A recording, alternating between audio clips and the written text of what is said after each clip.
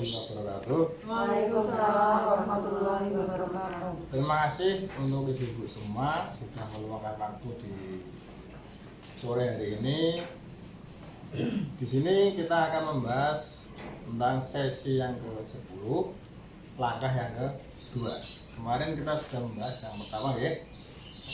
Ini akan saya sampaikan, yaitu berkaitan dengan agar makanan yang dimakan ibu hamil dan balita memiliki kandungan gizi yang baik, maka ibu-ibu semua harus memahami jenis makanan dan fungsinya. Seperti itu. Nah, di sini bisa dilihat tabel 1 berkaitan dengan isi piringku.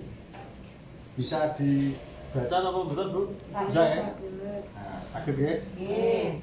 Ini akan saya jelaskan berkaitan dengan bahan makanan dan fungsinya. Terkait dengan isi piringku, itu yang pertama ada makanan pokok ataupun karbohidrat, terdiri dari yang fungsinya untuk berpikir dan bekerja. Yaitu yang pertama sebagai sumber tenaga yang berfungsi untuk berpikir dan bekerja. Contohnya adalah nasi. Kalau kita makan tanpa nasi ya seperti itu ya, otomatis juga nanti akan diimbangi dengan yang lainnya. Yang kedua itu lauk pauk atau protein, adalah zat pembangun sel yang berfungsi untuk memperbaiki sel-sel yang rusak. Jadi ibu semua, kalau melihat di tabel ini kita harus yang pertama apa tadi Bu? Nasi. Jadi yang kedua lauk pauk. Nah, yang nanti ada yang ketiga yaitu sayur dan buah-buahan. Seperti itu ya. Yang fungsinya adalah untuk mencegah berbagai penyakit. Nah, seperti itu. Untuk sayur dan buah-buahan itu adalah vitamin dan mineral, yaitu membantu proses kerja pada tubuh. Kalau kita kerja seharian, kalau tidak diimbangi dengan vitamin dan mineral, otomatis badan kita akan drop, jadi mudah sakit. Jadi untuk konsumsi sehari-hari diusahakan ada seperti ini: lauk pauk, buah-buahan, makanan pokok dan sayuran. Paham nggih? Ada pertanyaan? Ada apa betul? Tidak ada. Kalau tidak ada, nanti silakan ibu-ibu semua dibagi menjadi 3 kelompok. Untuk yang kelompok pertama itu berkaitan dengan makanan pokok, terus yang kelompok kedua lauk pauk, yang kelompok ketiga adalah sayur dan buah-buahan. Nah, nanti ada yang 2 orang, ada yang 1 orang. Tugas kelompoknya adalah mengidentifikasi mengenai sumber bahan pangan yang ada di sekitar kita, seperti hasil pertanian dan perkebunan, peternakan, perikanan yang dapat digunakan untuk pemenuhan gizi ibu hamil dan balita. Nah, seperti itu nggih. Nanti masing-masing kelompok silakan ditulis satu-satu. Nah, silakan ditulis satu-satu, satu saja. Ditulis satu-satu sesuai dengan apa yang ada di sekitar kita. Nanti silahkan ibu-ibu semua setelah ditulis nanti perwakilan satu-satu untuk menempelkan di sini termasuk apa, seperti itu ya. Nah, apa saja bisa diisikan Bu? Bisa Pak. Sudah atau belum? Sudah ya. Silahkan perwakilan dari makanan pokok.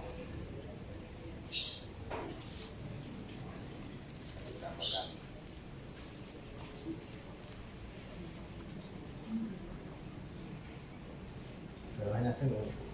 Iya.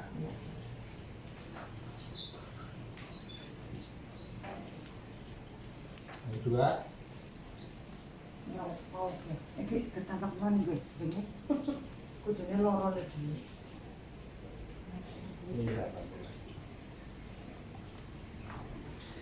Nah, kelompok terakhir ya silakan.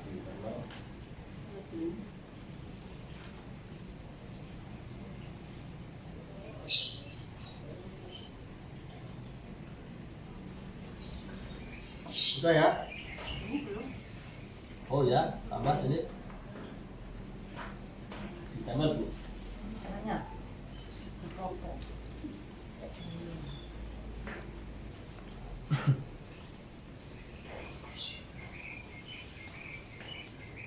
Nah. Sudah semua ya? Iya. Kira-kira ada yang perlu ditambahkan dari hasil diskusi di sini?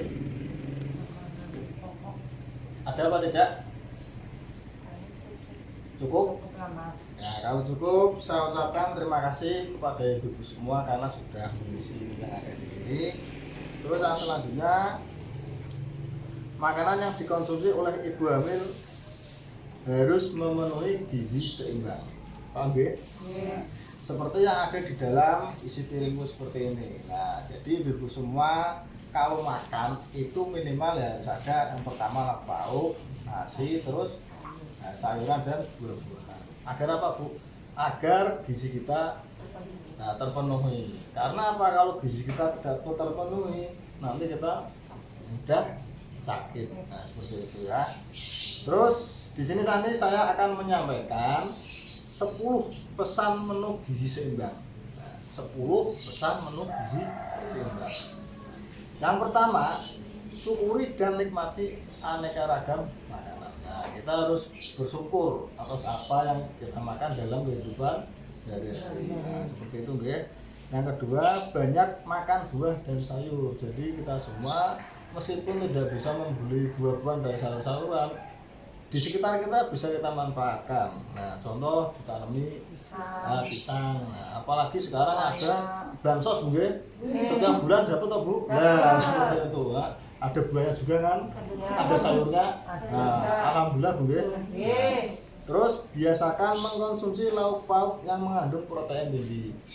Konsumsi lauk pauk yang mengandung protein tinggi. Tidak usah jauh-jauh. Kalau kita mau makan protein ada di sekitar kita. Setiap bulan kita juga sudah dapat bansos. Nah, ada tahunya loh Bu, ada tempenya. Nah, apalagi sekarang sangat enak sekali Bu. Terus yang keempat, biasakan mengkonsumsi aneka ragam makanan pokok. Nah, seperti itu. Kita harus mengkonsumsi aneka ragam. Jadi tidak hanya cuma satu tok nasi saja. Tidak bisa seperti itu karena gizi seimbang itu harus diimbangi dengan sayuran, terus lauk pauk, buah-buahan, seperti itu ya. Nah, selanjutnya nomor 5, batasi konsumsi makanan manis dan asin dan berlemak. Ibu semua kalau makan hindari makanan yang asin dan berlemak. Seperti itu, Bu. Karena apa, kalau kita banyak makan yang manis-manis nanti akan kena penyakit gula. Nah, seperti itu. Nah, diabetes bahaya sekali, Bu. Yang selanjutnya itu kita biasakan sarapan pagi ya. Kita harus sarapan pagi. Karena apa? Kalau orang-orang yang sarapan pagi itu tidak mudah lelah. Yang pertama, kita juga otomatis kalau tidak sarapan jam 9 ataupun jam 10 nanti lemes kan seperti itu ya. Yang selanjutnya, biasakan minum air putih yang cukup dan aman. Kita harus berbanyak minum air putih, apalagi yang aktivitasnya banyak seperti itu. Seperti kita kan di rumah tangga rata-rata kan sering kesana kemari, jadi kita harus konsumsi air putih yang banyak. Selanjutnya yaitu lakukan aktivitas fisik yang cukup. Nah, terus pertahankan berat badan. Nah, bisa pertahankan berat badan. Jadi ibu semua harus dipertahankan berat badan minimal ya sesuai dengan yang ideal seperti itu ya. Selanjutnya, biasakan membaca label dalam kemasan makanan. Nah, kalau ibu-ibu membeli produk makanan dibaca. Itu biasanya ada expirednya, tanggal sekian, tahun sekian.